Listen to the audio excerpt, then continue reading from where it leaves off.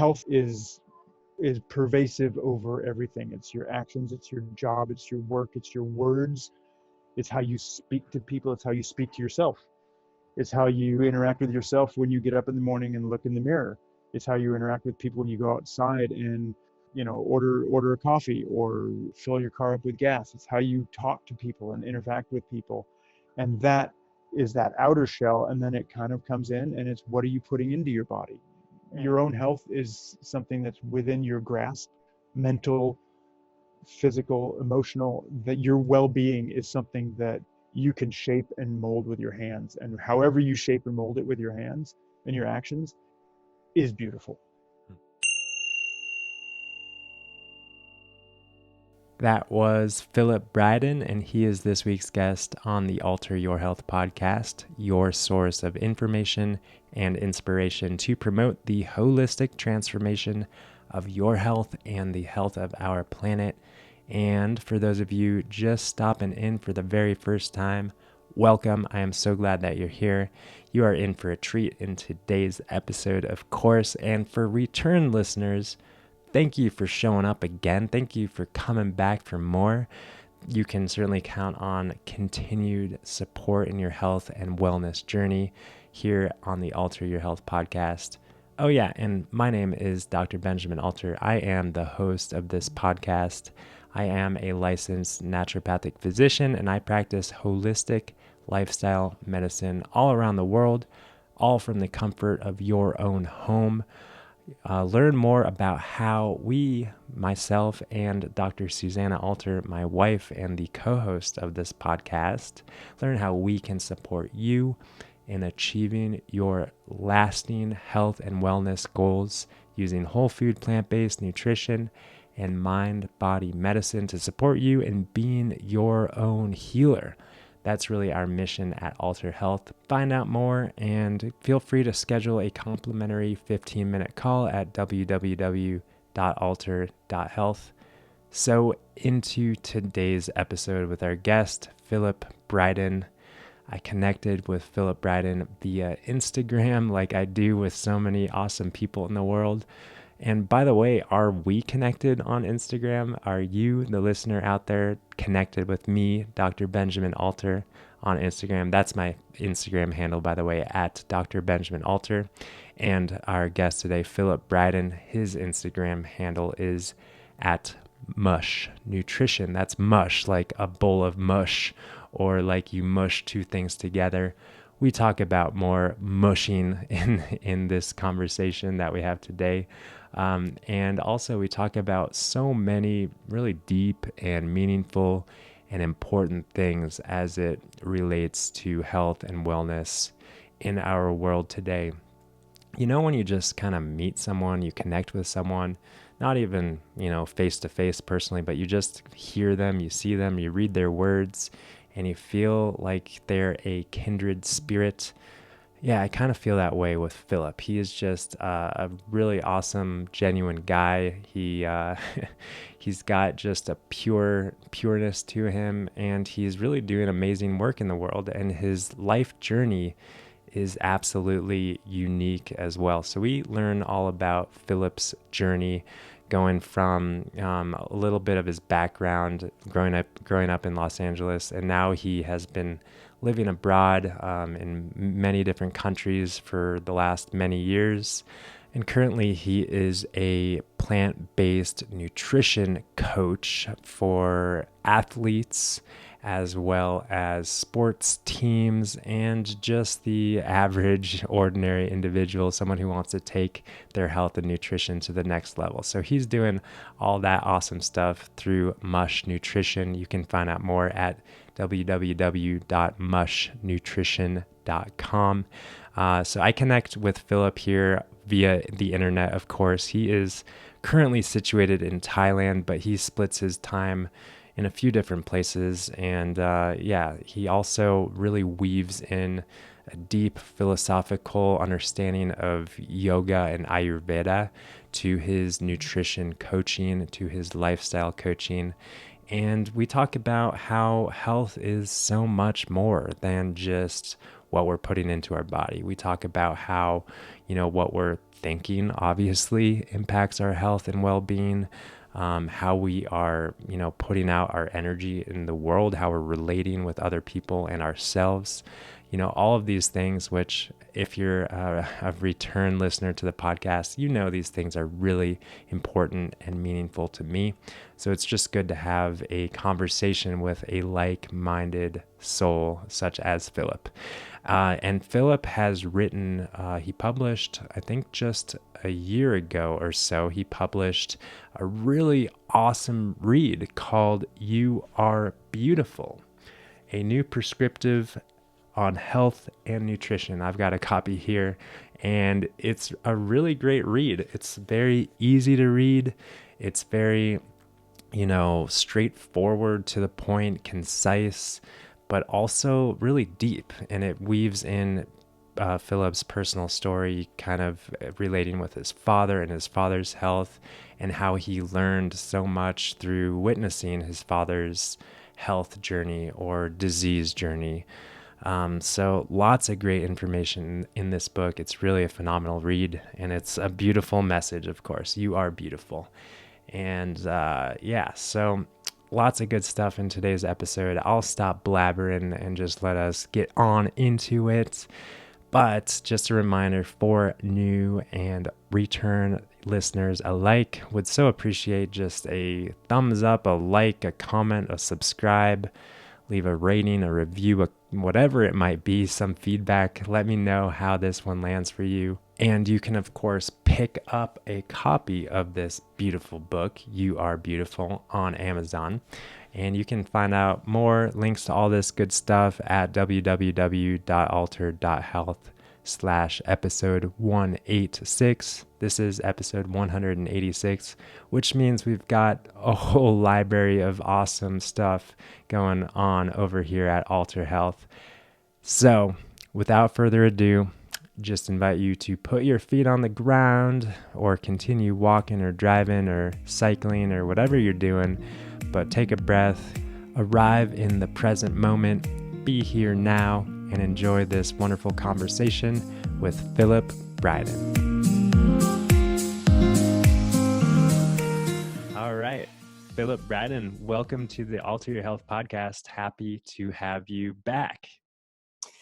Thank you for having me back. Yeah, different couple weeks later, but happy to be here. Thanks for having me. A couple wild weeks later, and yes, you are back because we've talked before, and I didn't hit record, and I was reflecting on that, and I realized that it is kind of a point of initiation for hosting a podcast to have a good mess up like that. So that was my first mess up to that extent. So congratulations, we get to do this. Yeah, I'm happy that I was part of it. That's good. Yeah. So we connected on Instagram and really resonate with your work, what you put out there, what you're doing. You were kind enough to send me a copy of your book, which is really a lovely one. You Are Beautiful. And I want to dive into the contents of that a little bit. But you've got a really interesting story because you haven't been doing what you're doing now forever. It's been in you, but only recently has it been coming out of you, it seems like. Exactly. So, It's kind of been a little bit of a change that I wanted to make. It was brewing for the past few years, but kind of I guess maybe 4 years ago, it just kind of became apparent that this is kind of the next phase. So let's talk about, just briefly a little bit of the prior phases of life that have pointed you and moved you into your current place as what would you, I guess, maybe starting, what would you call yourself? You're a yoga teacher, yoga practitioner, you're a health coach, you're a plant-based vegan athlete, you're a vegan health coach for athletes. Yeah, I mean, that's primarily what I kind of focus on is the nutrition coaching. I went, like I said, a few years ago, went back to get certifications and sort of professionalize the whole thing. And so, yeah, I would put myself as, yes, my partner and I run yoga teacher trainings, and my principal activity is as a plant-based nutrition coach, primarily for athletes, but not exclusively for athletes. Mm. So, how let's talk about the journey briefly. I know you grew up in the Los Angeles area, and how has your life guided you to now be living abroad primarily? I mean, it's you've been living abroad for a long time, but how did what were the prior phases of your life that brought you to where you are physically and kind of professionally, I guess? So I grew up in Los Angeles, went to film school in UCLA in the early 80s. And as soon as I was out of school, I decided that I didn't want to work in the film industry in Hollywood in Los Angeles in the 80s, and went to teaching school. I taught school to kind of get myself through college. And then I just went back. As soon as I was out of college, I went back, got a teaching degree, and taught school in Los Angeles for 5 years, before moving to France. And I just thought, I said to myself, just kind of set this weird thing. As soon as I graduated from college, I went to Europe to travel, and loved it, because where I was, in Los Angeles in the 80s, the culture was, which probably is kind of similar today, but the culture was very much, it was a me culture and very much about money and everything else. I went to Europe, and there was, excuse me, there was actual culture. There was history and art and architecture and all these things that just made a lot of sense to me. And I thought, oh, I want to be part of this. I want to live here.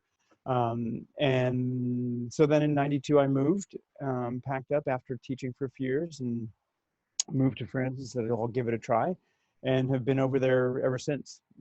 Spent almost 20 years in France, and a couple of years in England, and then the past 4 years in Barcelona. I mean, you say that and as just kind of like, oh, I packed my bag and did it, but like it seems really easy for you.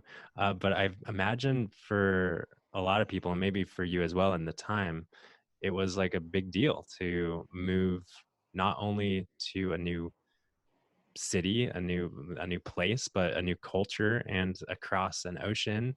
And it so what was that decision like for you? I mean, you spoke to your seeking for more kind of culture, but how was that an easy choice to make to just kind of forego life in LA and just jump overseas? Kind of, actually. Hmm. Yeah, I mean, I taught, like I said, I taught a couple of years in elementary school, and then taught high school English for the last 3 years that I was teaching. And I knew that I didn't want to stay in the teaching profession for much longer than that. Um, but I didn't want to work in the film industry that I'd been trained in either. Excuse me, got a little frog in my throat. So I thought, well, I might as well go somewhere else and try something else, because I don't know, just the whole scene in LA and where I was coming from, I didn't really, um, it just didn't resonate with me. And I grew up in a family where all of my grandparents were from Europe and Eastern Europe, and everybody had a different accent and had different family histories and cultures and immigration cultures and all that kind of stuff. So it didn't feel completely foreign to me going to a place and being the immigrant, being the outsider, because I'd seen my parents, my grandparents, and my dad, and on his end, do it coming to the States. So that kind of, um, culture from abroad and lifestyle from abroad made sense to me. Um, so I just thought, oh yeah, what the heck? I'll go and see what it gives, and try my damnedest to stay there and have a real go of it. And I did. Yeah. Cool. I mean, it's a courageous, brave move, and it seems like it's just been playing out for you really well in terms of everything that's obviously come in your path since then. So I remember you sharing last time about growing up in LA and kind of being in the organic kind of like hippie. I don't know how you would describe it, but you talked about really having a connection with food and with the environment from an early age. And you also share in your book more in depth about how your family really didn't, and you like that was unique to you.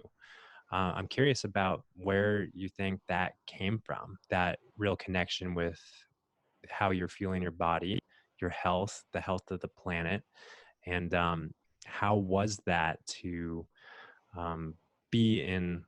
I don't know. It seems like Los Angeles may have been kind of a center of that to some degree, but what was life like back then? Well, I think at that time, growing up and kind of getting consciousness as a teenager in the late '70s, and then in college in the early '80s, um, California was perhaps maybe even the one of the exclusive places in the States that was progressive in that sense. So just being exposed to that and being around it and being curious, as a college student and going, okay, what else is out there? What else is there? I mean, my folks were pretty traditional. My mom was a school teacher. My dad worked for NASA, and it was a very different, they're very different lifestyle. And I just kind of wanted to explore different avenues. I mean, it was kind of like I mentioned in the book, I was kind of a little bit of an obscure case when I was in college because I would keep journals about stuff that was like physical stuff, like how much I would train, how much I would run, how much I would cycle, what I was eating, what I was drinking, how it made me feel. It was like I was just keeping all these journals for my own kind of self analysis. Um, no, it wasn't performance because I wasn't a competitive athlete. I would go on, a distance ride my bicycle for multiple hours, and that's what I wound up doing in the summers after I graduated. I led bike tours through Europe, like long distance bike tours through Europe. So that was um, kind of brewing in my college years, but it was easier for me to do that in California than I think if I'd have grown up in another part of the States at that time, just because it was available. Yeah, kind of alternative thinking. And I went vegan for the first time in 1986. I think it was late 85, 86 maybe. And was vegan until I moved to France, where that was just not a possibility whatsoever until just a few recent years ago. Just physically, it was very, very difficult. And I kind of slipped off of that when I went to France because I wanted to be there and kind of integrate myself into French culture and try to find my footing there as much as possible and embrace the Frenchness of it, which that also wears off after a little while. But that was when I moved there. That was important to me. So Yes. So it's so yeah. yeah, you didn't want to be like a totally weird immigrant. You wanted to fit in. That's pretty understandable. Well, exactly. I mean, when I moved there, I didn't like join up with any expat community or anything else. I spoke, what French I knew from studying it in high school and college, and communicated only in French, and was primarily, friends with and encountering only French people. I didn't seek out that sort of American or English speaking community to find that little niche. I thought, well, what the hell? I've left my country to get away from that to a certain degree and embrace something new. So why would I go seek that out? Mm. And I think, just linguistically, that was a huge thing. And it allowed me to kind of get my footing and get involved in work in France and the whole thing, working in a French context rather than a foreign context. Cool. Well, I'm really curious about this journaling, this extensive journaling and self-analysis that you underwent throughout, you said mainly through college, I think. Mm-hmm. I'm curious what you learned, what you saw, and what insights you had from that process. And is it something that you still do, or was it just kind of that brief period of time in your life? it's it's something that I don't really do physically, keeping a journal of it, just because I've I feel like I've really dialed in the things that work for me and the things that don't, and have, I mean, that's what I'm spending, the majority of my waking time with other clients, and my own stuff and my writing is involved in that. So it's kind of just an organic thing that happens now. But at the time, I really wanted to keep a record of it, and start off and create a process that linked what I was putting into my body with what was going on in my head. I mean, when I was at UCLA, my first 2 years of undergrad work was as a psychology major, and so I really wanted to understand, it's not just something that just magically happens in your brain. There's other stuff in your body that influences that, and that can kind of tip the balance and tip the scales a little bit differently than just, oh, I woke up today and felt like this, or I'm thinking this, just because it happens.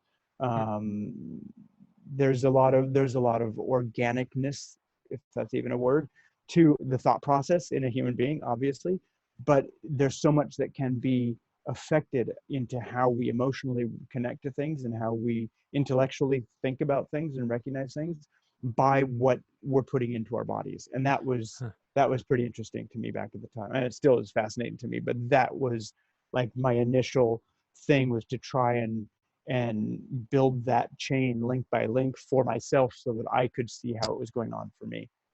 Yeah, that's really fascinating. For some reason, I had it in my mind that you were more geared towards physical feeling and performance. I mean, sometimes, for example, with clients, it's pretty common for us to give out a food journal and suggest that people monitor what's coming in and how they feel kind of more physically, and also inviting them to kind of drop in emotionally, psychologically. But it sounds like that was your primary purpose, was to connect the fuel coming in and how you were thinking and feeling. Well, you're right in so much that it started off being a physical thing, because, Oh, like I say, I was riding my bike and training extensively for no ultimate goal, but just doing it as a health, as a physical activity. So it started off as that, and then I realized as I was going into it that there is a connection, because I would feel differently with different foods and different things that I was doing for my body, and it made me feel more or less, whatever state of mind I was in. yeah. So Could that's you, when I yeah. started really connecting that food journal with what I was doing in, how it made me feel physically, and also where it was, where it would influence my emotions and my thought processes. Could you give some examples maybe? I mean, you might probably don't have the journal to dig back into, but did any real light bulbs go off that you recall, in terms of, I ate this one this day and I felt that way and I'm never going to eat that again, or that combination, or any light bulb insights that you had that still are with you now? Well, I think it was primarily around processed food at the time. My I grew up in a family where my dad was a very emotional eater, and a very he just surrounded himself with the foods that he wanted and that made him feel emotionally satisfied. Almost like the comfort foods, which were a lot of processed meats, a lot of processed cheeses, a lot of, the typical things that can kind of trigger these these addictive responses in the brain that we Hmm. know of now and probably knew of then, but I wasn't aware of it. So that was that was the environment that I kind of grew up in, and recognized when I started eliminating some of those foods that were just out of habit. As a kid, you just kind of eat what's put in front of you. And when I started to get to a point where I could discern and make my own choices, not having that stuff in my diet all of a sudden made me more cognitive, um, made my interest level in things grow, made my creative flow a little bit more. I was able to perform way better on my cycling and my running, My recovery time was diminished by probably 2/3. So that was at the time, that was like this thing where I was like, wow, this is, if I just get rid of this stuff, I don't need to eat this stuff because just because I have and just because my parents do, I can get rid of this stuff, and it not only makes me feel physically way better, it also helps this creativity and all of this other stuff bloom in, inside of myself. Hmm. And part of that I think is also timing. That's a big growth period when you're in college, and I was studying film, so it was a more creative endeavor, and so you're getting all of this stimulus as well. So it just kind of um, was a little bit more exponential when I started eliminating some of that processed food. Cool. Yeah, it's interesting as you're sharing, and your enhanced performance and enhanced cognition, enhanced feeling, enhanced everything. Thinking about, films like, most recently, The Game Changers, which really exhibits this. And it's amazing that, people like you have been experiencing this anecdotally in their lives forever. And then we've got to wait till 2019 or 2020 or whatever for a feature film to really make it more real for more people. But yeah, I'm glad that you're sharing your personal resonance and connection with the power of food in your life, because I think we, to some degree, we all have to feel it for ourselves. It's nothing that we can watch on a movie or read in a book necessarily. um, yeah. Yeah, no, completely. I mean, it is something that, and it's something that's very different for each person. What works for me and is going to be this kind of revelation for me is going to be completely different than certain foods for you. There's no like set recipe or list that you can go, okay, well, eat this and you're going to feel like this. It's going to be different for each person and different depending on the day, depending on the season, depending on circumstances. There's so many moving parts to it Mhm. that the only real thing that you can control in all of that is what you're putting into your mouth. Mhm. Yeah. What you choose to eat. And I think that you mentioned like Game Changers and some things like movies like that have come out and kind of raised public consciousness about the importance of it.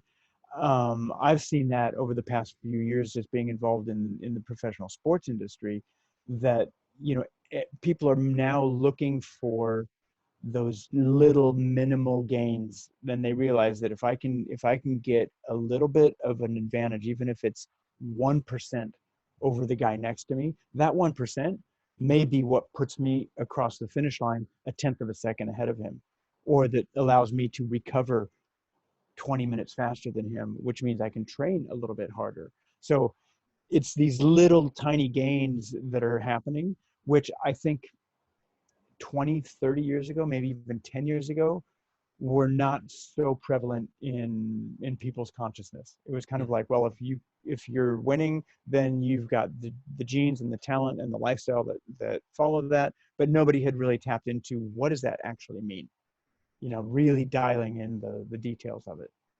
Yeah, that is interesting. Things are getting more, I guess you could say, maybe more competitive, and you know, in our world today as compared to decades ago. So, in your book, one thing that is really touching and impactful, is how you weave the story with your father throughout it all. And it's interesting to me. It's like, here you are living your really consciously aware life, super tuned into what's coming in and how you're feeling on all levels. And then you're obviously with your father, who's totally not. And very much like you already said, an emotional eater, very much addicted to some extent to processed foods and whatnot. And you know I'm just curious how that was, seeing your father's trajectory and his health, from your perspective. And like, obviously, we already brought it up how everyone is only in control of their own destiny, but I'm just can't imagine how difficult it might be to just be so tuned in and aware, and then see someone who you love dearly, I'm sure, just kind of drift off in a different direction. Well, yeah, I mean, that's definitely, it was a very unique thing because it happened slowly over time, and then just kind of, it was kind of like this tidal wave that started building out in the ocean, and the closer it gets to shore before it's crashing, the bigger it gets. That's just how things usually play out.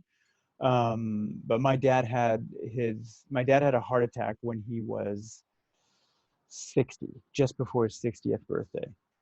And that was kind of led to his early retirement. He had stents put in and the whole thing. And that just led to this kind of slow domino effect over the next 20 years until he was sort of late 70s, almost 80, to where it was, had a heart attack, had to have another set of stents put in a few years later, kidney stones, gallbladder removal, type 2 diabetes, all of these things that would just kind of come into his life that were very preventable, afflictions. But his medical people around him were kind of just saying, well, this just happens, and it's just something that you have to deal with, and we'll do this, we'll give you this medication for this and that. And so when he was diagnosed with colon cancer, that for him, I think he kind of saw that as a it's kind of like almost like his destiny to a certain degree, because both his mother and father had passed away from colon cancer. His dad when he was 49 years old.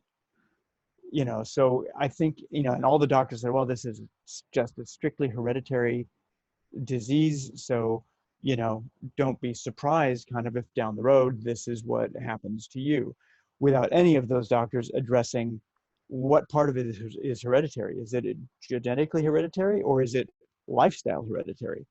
There's a lot of stuff that comes into play on that, where you can actually influence it. But my father never saw himself as capable of influencing something or overriding in his own mind what the doctors would say.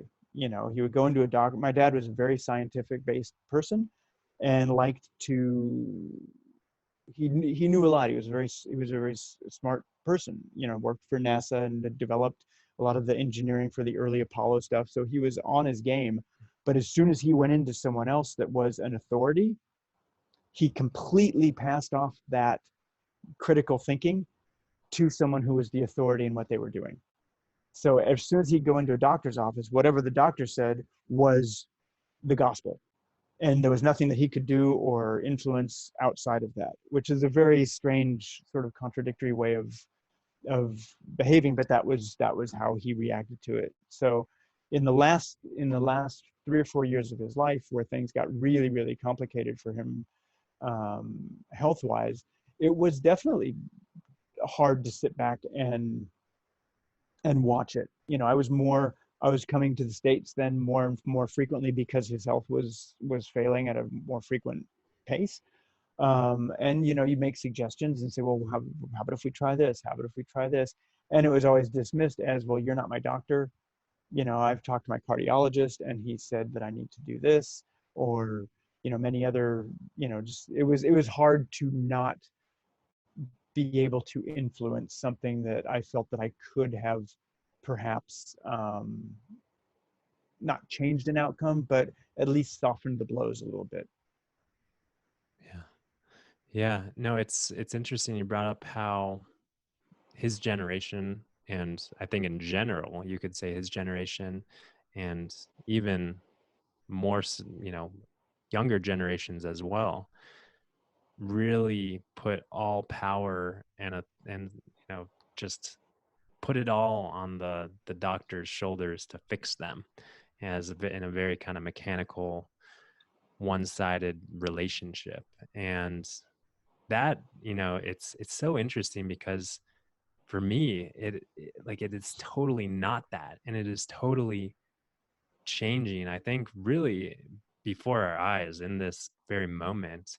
The healthcare system is changing to, I like to think, to empower people more in their process.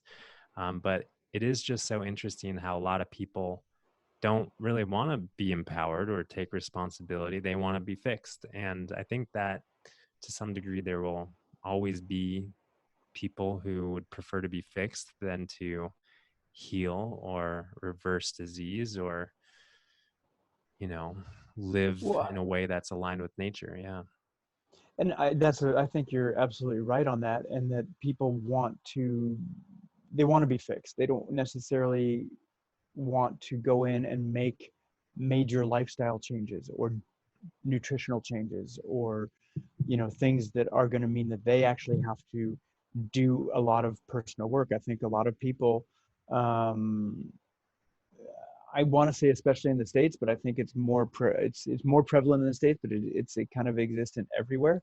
But I think people are so concerned with just keeping their heads above water, financially and job wise, and everything else, is taking care of themselves, taking care of their family, making sure that the hamster wheel, to a certain degree, is still turning.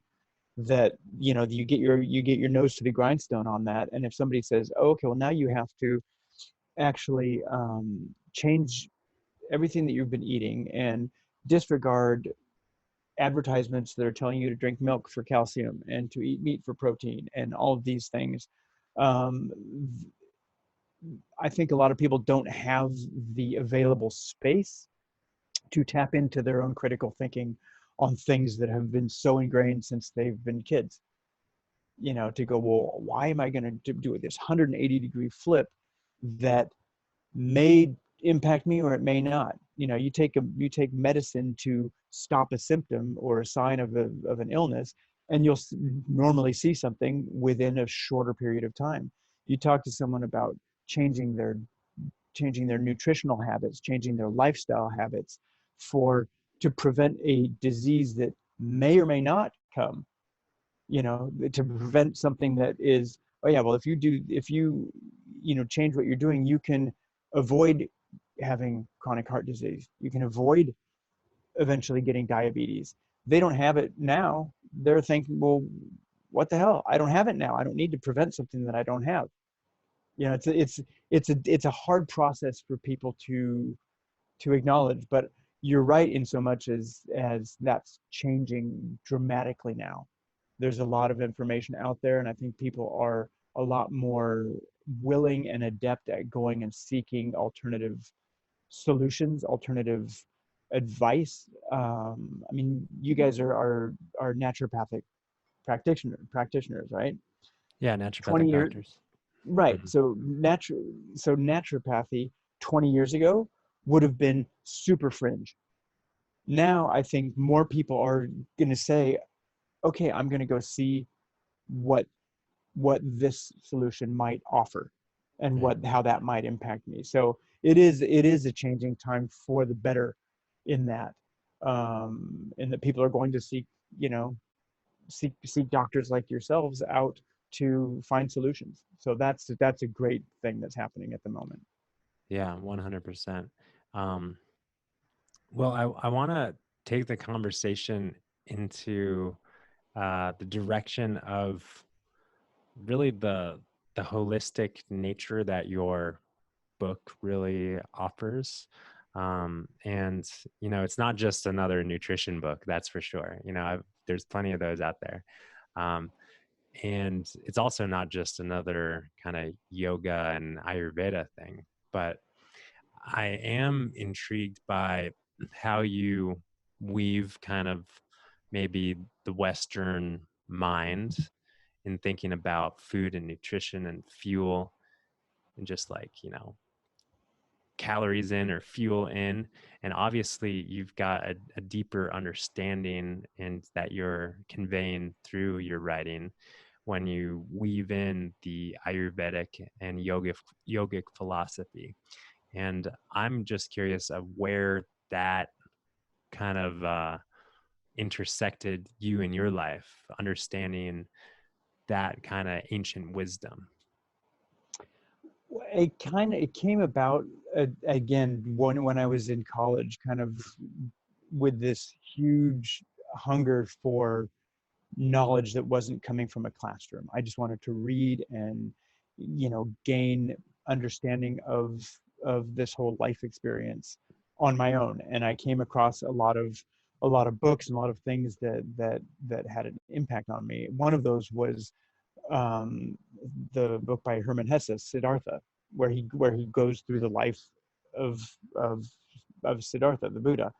And I read that and I thought, this is fantastic. And then I started kind of peeling back the layers of the onion on that one, and got more and more into sort of an Eastern philosophy, an Eastern way of positioning oneself in the world, which is very different than a sort of Judeo-Christian Western way of thinking. So that kind of came in at that point and just kept growing a little bit sort of in the background. And when I sort of late in, I guess, in the early teens, probably 2012, 2013, I I started to put the two together in terms of how this can actually impact directly my health and corresponds with how I'm actually living my life and putting things out into the world and into my body. Um, I think a lot of that has to do with the ethics of action, the ethics of the foods that we choose, not only for you know animal cruelty or environmental reasons, but also our own health reasons.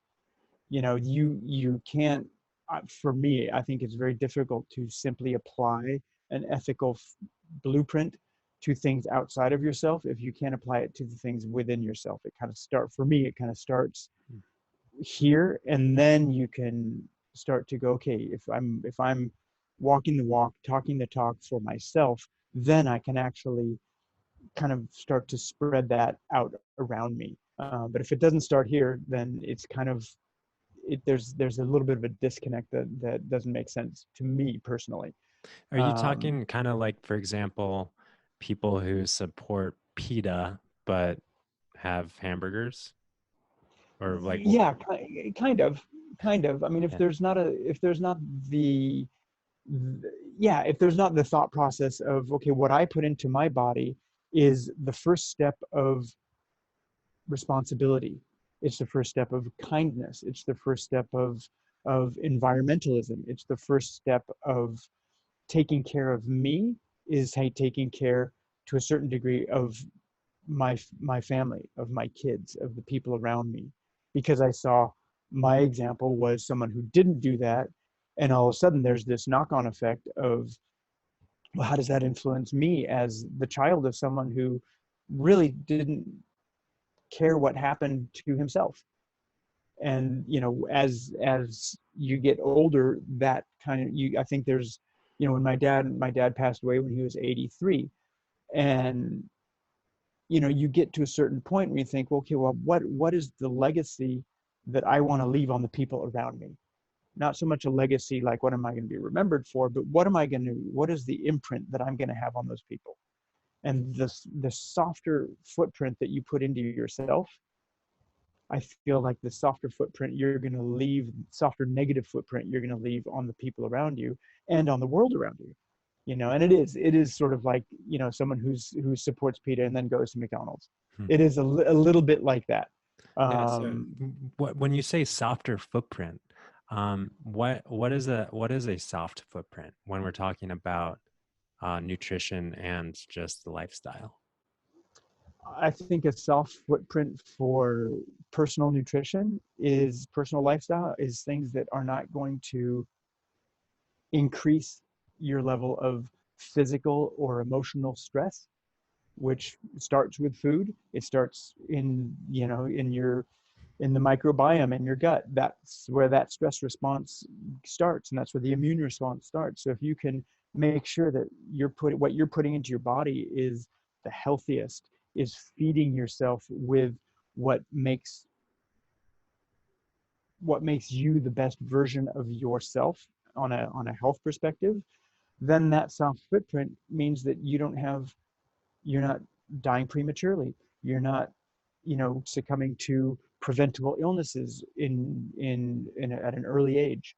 You're not impacting your friends and family by them all of a sudden having to not having to look after you, but being involved in that whole stressful medical process. If you can stay away from medical emergencies as long as possible, I feel like that's not only a good thing for you as an individual, but it's a great thing for the people around you.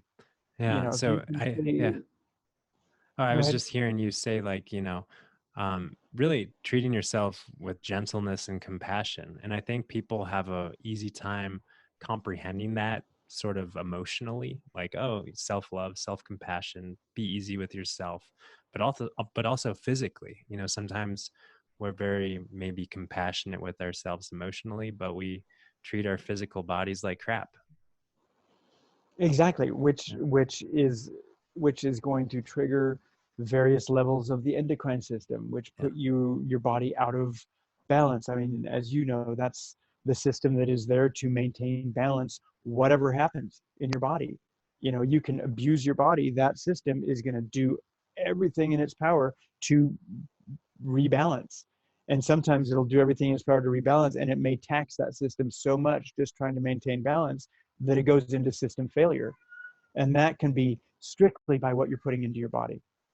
Hmm. And the kind of, sorry, we got a cat walk around outside. Sorry if Oh, that's coming I through. didn't hear it. Okay, sorry. So yeah, it's like the elimination of stress and and the beginning of empathy and compassion. I feel it really starts with how you treat yourself. The self care, and the primary thing from my point of view of self care is, what are you putting into your body? How are you fueling your body? Mhm. Totally. 100%. Yeah, the self-love, self-care, self-compassion movement has been really huge, as we know. But the real, like we kind of to some degree neglect the physical body, which is so interesting given that we also live in this world that is so vain and superficial. So it's like really having a holistic understanding and appreciation and loving relationship with ourselves, not neglecting our physical fueling and body. Yeah. 100%. And I think the, the whole holistic approach to existence, the way that I see it, is it's playing the long game.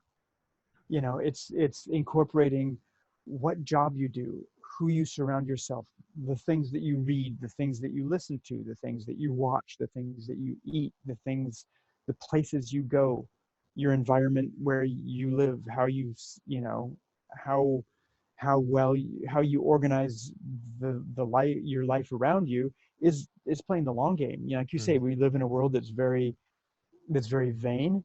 I think even more, it's kind of getting more and more that way with, from whatever sources you want to go to. Mhm. But yeah, there's a lot of personal vanity, but that's playing the short game. How do I look? How do I feel? Who am I with? What's going on in my life right now? Without that whole thing of going, okay, well, how is all of this really impacting me as an individual, rather than how is my image impacting, for a split second, people who don't know me? Definitely some good food for thought right there. Yeah. Um, I'm thinking over here, we talked before we started recording about how you move around a lot and you've kind of got a couple different bases that you position yourself from in Spain and Barcelona and in Thailand. And um, I'm wondering how it is to be on the move a little bit, maybe more than the ordinary person, at least, and maintain a connection with, because obviously like when we're talking about Ayurveda, we're talking about kind of seasonal eating and you know, that sort of thing. And with things kind of being a little bit all over the place, not entirely all over the place, I'm curious what your methods, strategies are for yourself, just kind of on a personal note, like how you maintain that balance amidst the traveling and all that stuff. Well, when we're in at home, like either Seattle or Barcelona, we cook and prepare our own foods. Probably, I would say 98% of the time. Yeah. Just because my partner and I both love cooking and experimenting with new recipes, and so we do a lot of that cooking and food prep and all that stuff on our own at home, for with our kids, for our kids. We involve our kids in making, getting them to learn how to cook and learning how to combine different ingredients to get a result that they go, oh, yeah, fantastic, um, so that's pretty easy, to be honest. Hmm. And coming to Thailand, it's fantastic. You can go and eat, the Western foods at restaurants that cater to a lot of tourists, or you can eat local. And we always go local. It's the island that we happen to be on when we're in Thailand is it's small. There's no airport, so it's harder to get to. So there's not as much um, commercialism, so to speak. There still is, for sure, and you can seek that out, but it's really easy to go to local markets and get the local stuff that's coming in every 2 days, or go to restaurants that are doing their shopping there and preparing their food with those things. Hmm. So I've never felt like, oh my God, I can't travel because I'm not going to be able to eat. What am I'm going to have to take, a bag of almonds with me and survive on almonds and go to the store and eat French fries. It's like that's never been an issue. We've always been able to either find or make or seek out pretty easily the food that we want to have. Cool. So when you are in Seattle and Barcelona, it sounds like you're kind of eating the same way, like same ingredients, same foods, kind of Yeah, similar. more or less, depending on the season. I mean, there's stuff that we'll find in Barcelona readily that might not be in season at the same time in Yeah. Seattle. So we just kind of take what's there and what's the freshest and what's the closest, in terms of what's being produced more locally than what's being flown in from Costa Rica. you know Mm. so we try and do that, as that's a priority for us when we're out and doing our shopping and our food choices and all that kind of stuff. Cool. Yeah, I mean, that's good for I mean, it's been a while honestly since I've traveled abroad, and it's one thing that kind of, to some degree, I must admit, kind of makes me a little bit, like, definitely would want to stay in an Airbnb where I can cook 98% of my own food. Um, and but it's obviously really important for us all to know that wherever you are on planet Earth, there are plants that you can pick, combine, put in a pan, cook up, add some seasonings, whatever, and eat and be nourished in a kind of wholesome, balanced way. Exactly. And the great thing is, now over the past few years, there's been a real blossoming of plant-based restaurants Right. and places, alternatives that didn't exist 5, 10 years ago. And now that's really starting to get into people's, consciousness about having, there's just more choice out there. And even in Spain, which is a very meat heavy Mm-hmm. country, traditionally for their eating habits, there's some great there's some great plant-based, places that are local to us and that we've kind of, sought out in and around Barcelona. So it is more available now than it used to be, for sure. Totally. Super cool. Um, well, back to the book, which, I'm glad that I've had an opportunity to dig through a little bit more since our failed attempt at having this interview here.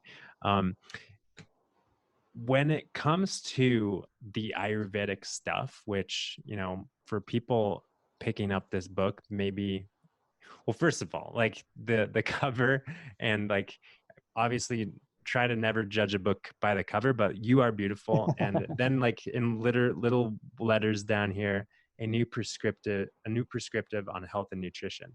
And it definitely doesn't look like a nutrition book, even if, and I'm happy that it doesn't. But like, maybe some people pick it up and they don't know what they're gonna get into, maybe. And I'm just curious, like, if you were to kind of describe or introduce the Ayurvedic philosophy, or really what someone needs to know when it comes to their own health, well-being, and whatnot, like, how could you boil it down? And you obviously do in more words in the book, but how could you boil it down for listeners to really grasp that important aspect of their well-being and how nutrition plays into the Ayurvedic philosophy stuff? I think with regard to the Ayurvedic part of things, I think it's that it's looking at every aspect of your life. It's the health is pervasive over everything. It's your actions, it's your job, it's your work, it's your words, it's how you speak to people, it's how you speak to yourself. It's how you interact with yourself when you get up in the morning and look in the mirror. It's how you interact with people when you go outside and order a coffee or fill your car up with gas. It's how you talk to people and interact with people. And that is that outer shell, and then it kind of comes in, and it's what are you putting into your body. And I think for me, it's like one of the things that is really key to the whole Ayurvedic holistic thing is that like attracts like. So if you're putting super negative vibes out to the people around you and talking to yourself in a way that's kind of negative and critical and a little bit undermining, then that stuff is going to come back at you. It's going to just be reflected and rebounded at you. If you're rude to a cashier at the supermarket, chances are that person is going to be a little bit short and be a little bit defensive and be a little bit rude. Um, Jeez. Sorry about that. That's all right. Had a little bit. Do you have Just an had a intruder? of our bungalow. Wait, so where you're in a bungalow, you said? Yeah, our bungalow Oh, here in Thailand, and they have the cats who kind of walk around, and we had a cat who just came through the roof of our bungalow. it's So raining cats and dogs. it is literally raining cats and dogs. Or Um, cats and cats. yeah. Um, but yeah, it's that whole thing of like attracts like. So what you put out into the world is pretty much what you're going to get back from the people you put it out to, and what you put into your body is what you're giving your body to work with. So the most the purest things that you can do, the most compassionate things that you can do for yourself and towards other people are going to be what's affecting you. And like in my dad's case, there's also the thought of that as well as like attracts like, there's opposites create balance. And in my dad's thing, it was all of this really unhealthy comfort food and emotional eating and all of that. And the more that happened, the more it happened. It just kind of was this self-perpetuating thing. Whereas if all of a sudden you start to introduce something that is going to rebalance and recalibrate those things, if you eat that a little bit and then eat something that's going to counterbalance that, that will help to eventually create balance. And I think that's something that I touch on a lot in the book is balance, emotional balance and physical balance, and just trying to keep yourself on that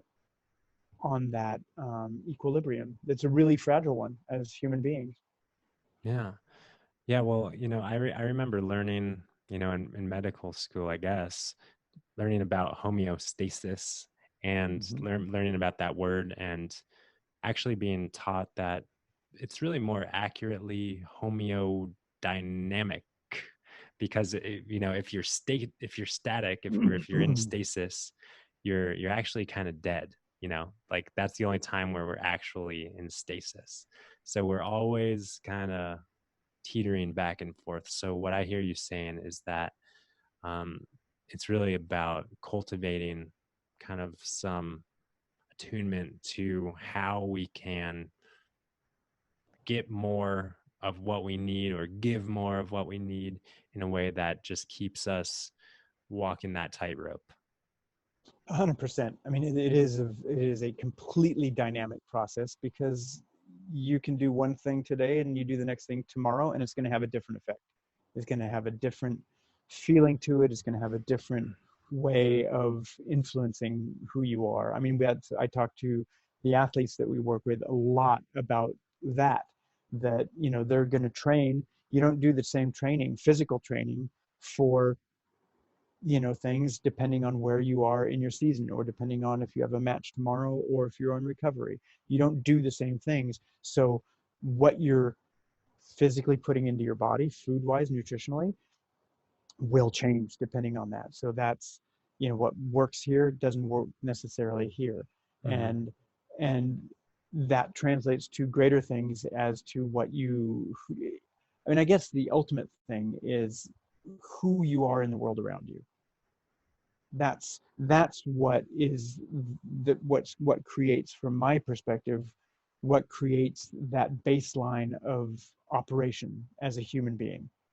How you are to the world around you, it influences your stress levels, it influences the stress levels of people around you, which influences your own health and well-being. And the more you dial that in, the more it becomes centered, like, well, I've got to take care of the one thing that I can take care of. I can't take care of the people around me being nice to me or being rude to me, or my boss being in a good mood, or me being in a good mood to that person if they talk to me poorly or whatever. All that stuff in the outside world you can't really control, but you can control what you put on your fork and what you put in your mouth. And that can severely, in a really good way, influence what happens around you. Severely in a really good way. Love that. The good severe. Exactly, exactly. Profoundly. Um, Yeah. so, speaking of profound, like there's obviously a real great holistic depth to how you relate to health, well-being, food, nutrition, living, and you work as a nutrition coach for athletes primarily, but you said also kind of non-athletes. I'm just curious, like the service that you offer in your nutrition coaching, um, like how deep do you go? I'm just envisioning you working with, I know you work with professional sports teams, and I'm just envisioning you having like a, deep philosophic Ayurvedic conversation with them. And they're like, just tell me what to eat, So like, how do you work with people, I guess? And how do you kind of share it all, or do you kind of just focus on food, or that I'm sure it that changes a really, little bit. Yeah. yeah, and that really depends on the individual. I I really tend to not just go, okay, well, here's a meal plan, eat this, and everything's gonna be fine. Yeah. In the initial assessments that I do with people, there is a lot about, obviously, their nutritional habits, their likes, their dislikes, their cravings, their timings of when they eat, what they eat, how they eat, all that kind of stuff. But there's also, how do you feel when you eat? How much sleep do you get? How much water do you drink? What kind of jobs do you do? What are your work hours? All of these things. What are your goals? Do you want to gain weight? Do you want to lose weight? Do you want to gain endurance? Do you want to recover more quickly? What is the objective to all of that? And I've found that people are really hungry to get obviously the nuts and bolts nutritional information, so that they can go, okay, I need to put more of this and less of this into the food I'm making. But I've also found that people are really receptive to how that influences everything else. Like kind of bringing things around back to that point of departure. So it depends on the individual how much they want to get into it, but I never do a strictly, okay, here's your meal plan. I break it down. Okay, get your macros right. Do all this. That's not how I go about it. We don't eat macronutrients. We eat food. So it's really getting a a holistic thought process, if you would, for each individual to kind of look at themselves as a whole person, as a whole athlete. Not just, oh, I need to eat this when I'm on court, playing in a match or playing in a tournament. I need to eat this because that's going to allow me to have this instant boost of energy. I don't get into that. I get into more of the, okay, what is it that you can do before that, during it, after it? How do you reset yourself physically, emotionally, mentally during moments of stress? And those moments of stress can be hard training. Those moments of stress can be having, lost a match point that you could have walked off court and been the winner on, and you've just given up on a double fault. How do you reset your mind as well? What do you do with your breathing? What do you do with how your body reacts to that and how your mind reacts to that? And all of that comes down to nutrition. If you're cramping and are dehydrated or don't have enough food in your body, the right foods in your body at that time, that thought process is not accessible. Hmm. So I really try and bring the holistic being into everything, whether it's with the athletes or not. Yeah, no, I can totally appreciate that. And also, I feel like a lot of people throw around that holistic word a lot, and I certainly do. Um, and we have in this conversation, but we're using it appropriately, you know, I hope because so. I think we are. You're talking about people's thoughts and emotions and how that's influencing their feelings, their performance. Because I think, back to earlier part of the conversation, a lot of people just have this mechanical view of their body and like, if you get fuel in, like gasoline in, fill the tank and go. And there's so many other things that we can do to, like you said, gain that 1% or that extra edge in life. Yeah. Absolutely. So that being said, just kind of tying up things in our conversation here. Um, well, I got a couple last questions. On that note, what do you feel like is kind of one tangible thing that people might consider eating or drinking or thinking or whatever to gain a little extra edge in their life? I think the more you can ditch the processed foods, and obviously from my perspective, animal products, the more you can incorporate fresh fruits, fresh vegetables, leafy greens, nuts, seeds, things that have everything that you can get that your body needs to function cognitively, emotionally, physically. Um, I would say eat more fresh greens. That would be a super great place to start for a lot of people. And in terms of lifestyle behavior, I think being mindful in some way, and I know that's a word that a lot of people hear and kind of go, yeah, yeah, yeah. But having some kind of a practice of, whether it's meditation, whether it's sitting and reading a book, or doing something that is just you with yourself, that isn't interacting necessarily with a screen or interacting with other people, even if it's going out. I mean, here in Thailand, we're out on the paddle boards 3 or 4 times a day. And it's just you on the water doing your thing. It's a physical activity, but it's just being in a very specific moment for a specific amount of time. You know, meditation seems very daunting to a lot of people who don't do it. Like, well, how am I going to sit there with my legs crossed for 3 hours and think of nothing? It's not that, you know, but that's what a lot of people think of. But if you can get into any kind of a meditative process or something, some kind of an activity in your life that you can do on a daily basis that allows you to just focus on that thing. It might be painting, it might be drawing, it might be, you know, whatever is of interest to you. It might be cycling, it might be doing whatever it is, a process that allows you to eliminate what's around you and focus on what's in front of you. Yeah, maybe eating. You know, a lot of people are multitasking when they're eating, but if the times when I am really present with my food, Mm-hmm. it's a game changer. Oh, 100%. You know, eat more slowly, eat with chopsticks, slows the process down, eat with smaller forks and knives, you know, and like you say, not being in front of a computer screen or watching a film or standing up and doing other stuff while you're eating. That is a huge um, change that people can make, and it doesn't really cost anything. You know, it Mm, doesn't really mean you have to do anything differently. It might take an extra 5 or 10 minutes, and it means you just cool. slow down and you're in the process. Yeah.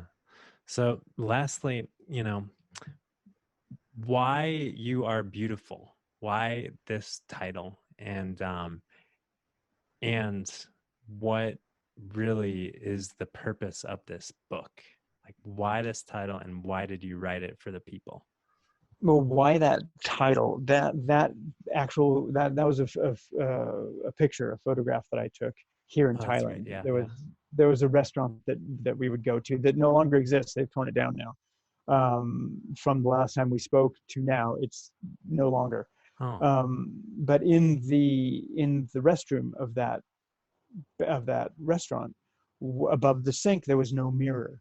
There was just this stenciled words, "You are beautiful." So when you go and you're washing your hands and you look in the mirror, like most people do, all you're seeing is "you're beautiful." So the reflection of what you are perceiving was taken away, and it was just whoever you are, whatever your differences, whatever your thought processes, whatever it is, you're beautiful. You are beautiful. It was just it, and it really struck me when I saw that, and I was like, oh, that's fantastic, that's beautiful. So I took that picture, and that was at the time when I was kind of in my head getting the writing process going, and I thought that's exactly what this book is about. It's not about, eat this way, do this. It's not a performance book. It's not a nutrition book. It's a book to say, we're all different. We all have, we all come from different places, from different perspectives, and we're all going to different places and to different horizons. But whatever that process is, as long as it's your process, as long as it's a whole process, as long as it's a compassionate process, it's yours, and that's what makes it beautiful. So it was I just wanted to take away the black and white of, do this, don't do this, and kind of incorporate the idea that your own health is something that's within your grasp, mental, physical, emotional, that your well-being is something that you can shape and mold with your hands, and however you shape and mold it with your hands and your actions is beautiful. hmm.